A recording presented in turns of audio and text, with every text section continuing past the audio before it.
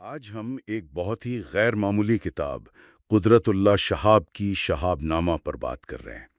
یہ صرف ایک سوانح عمری نہیں ہے، بلکہ تاریخ، سیاست اور روحانیت کا ایک بڑا دلچسپ امتزاج ہے۔ جی بالکل۔ شہاب صاحب ایک بہت سینئر سول سرونٹ تھے، 3 پاکستانی صدور کے ساتھ پرنسپل سیکرٹری رہے۔ تو ان کی یہ کتاب جو 1987 میں ان کے انتقال کے بعد چھپی، آج بھی اردو میں بہت زیادہ پڑھی جاتی ہے۔ ہاں، سنا ہے کہ یہ سب سے زیادہ فروخت ہونے والی سوانح عمریوں میں سے ایک ہے۔ جی بالکل، اور یہ کوئی چھوٹی کتاب نہیں، تقریباً 1250 صفحے ہیں۔ اس میں ذاتی یادیں بھی ہیں، ملک کی تاریخ بھی، اور وہ ان کے صوفیانہ تجربات بھی۔ اچھا، تو اس کے مختلف حصے ہیں گویا۔ ہاں، موٹے طور پر آپ کہہ سکتی ہیں۔ پہلا حصہ تو ان کے بچپن، تعلیم، وہ کشمیر اور گلگت بلتستان کے زمانے کا ہے۔ جی۔ دوسرا حصہ جو ہے وہ ان کی سول سروس کا ہے، مطلب برطانوی راج سے لے کر پاکستان بننے تک، اور پھر پاکستان میں بڑے بڑے عہدوں پر ان کا کام۔ اور اسی حصے میں وہ تقسیم کے واقعات کا بھی ذکر کرتے ہیں۔ جی ہاں، اور وہ بہت ہی دل دہلا دینے والا بیان ہے، کیونکہ وہ خود وہاں موجود تھے۔ پھر ابتدائی سیاسی سازشیں، بیوروکریسی کے اندر کیا چل رہا تھا، وہ سب کچھ۔ یہ تو بہت اہم بات ہے، کیونکہ وہ تو اقتدار کے بہت قریب تھے۔ بالکل۔ گورنر جنرل غلام محمد، پھر اسکندر مرزا اور صدر ایوب خان، ان تینوں کے پرنسپل سیکرٹری رہے۔ تو آپ سوچیں کہ اقتدار کے کتنے اندر کی باتیں ان کو معلوم ہوں گی۔ تو یہ کتاب پاکستان کی شروع کی تاریخ کا ایک طرح سے اندرونی منظر پیش کرتی ہے۔ جی، یہ صرف واقعات نہیں بتاتی، بلکہ وہ طاقت کی نفسیات کیا ہوتی ہے، بیوروکریسی کیسے کام کرتی ہے، اس کی کمزوریاں کیا ہیں، اس کا بھی تجزیہ ہے۔ اچھا، اور پھر وہ تیسرا حصہ، وہ تو بالکل ہی الگ بتایا جاتا ہے۔ ہاں، وہ ان کے روحانی اور صوفیانہ تجربات کا ہے۔ خاص طور پر وہ ان کے ایک پراسرار روحانی رہنما 90 کا ذکر آتا ہے۔ 90؟ یہ کیا نام ہے؟ جی، وہ انہیں اسی نام سے پکارتے ہیں۔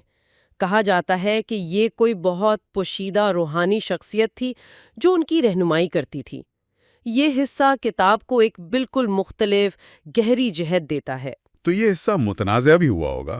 میرا مطلب ہے ایک سول سرونٹ اور ایسے روحانی تجربات۔ جی ہاں، بالکل۔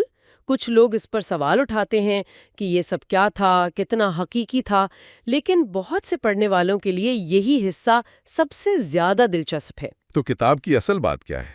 تاریخ، سیاست، روحانیت، یا یہ سب ملا جلا کر؟ میرے خیال میں اس کی خوبصورتی اسی امتزاج میں ہے۔ تقسیم کا ذاتی تجربہ، پاکستان کا بننا، اقتدار کی سیاست، اور ساتھ میں ایک شخص کی اپنی روحانی تلاش۔ اور زبان تو کمال کی ہے، اعلیٰ پائے کی اردو، لیکن انداز گفتگو کا۔ تو خلاصہ یہ کہ شہاب نامہ کیوں اہم ہے آج بھی؟ دیکھیں، کئی وجوہات ہیں۔ ایک تو یہ اردو نثر کا واقعی شاہکار ہے۔ دوسرا، پاکستان کی ابتدائی تاریخ کو، خاص طور پر بیوروکریسی کے کردار کو سمجھنے کے لیے بہت اہم ہے۔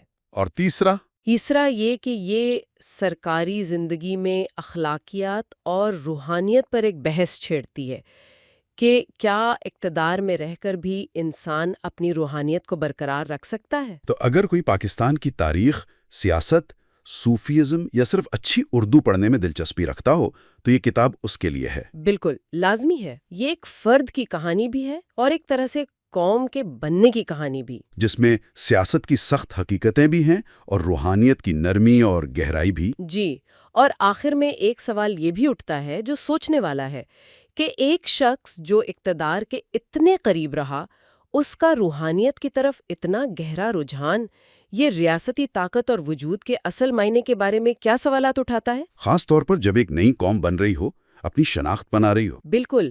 کیا یہ صرف ایک فرد کا ذاتی معاملہ تھا، یا اس کا ریاست اور معاشرے کی سوچ پر بھی کوئی اثر تھا؟ یہ ایک اہم نقطہ ہے غور کرنے کے لیے۔